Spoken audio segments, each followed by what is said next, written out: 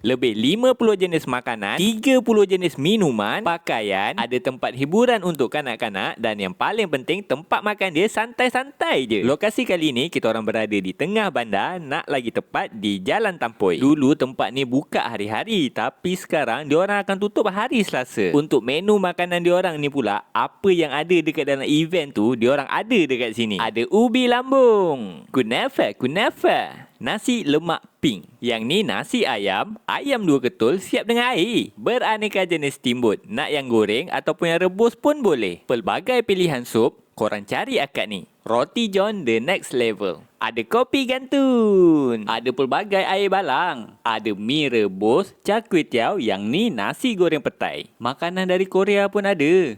Kawasan ni korang kena jaga-jaga tau. Silap-silap anak korang tak nak balik nanti. Senang kata daripada hujung sini sampailah ke hujung sana penuh dengan makanan. Korang sebut je nak apa. Kita orang tak dapatlah nak masukkan semua yang ada tu dekat dalam satu video ni. Yang penting lepas korang makan tu jangan lupa buang sampah tau. Korang cari je Kubu. Diorang ni sebelah je dengan The Paragon Marketplace, Jalan Tampoi. Orang JB biasa tak lepak dekat sini. Cubalah komen.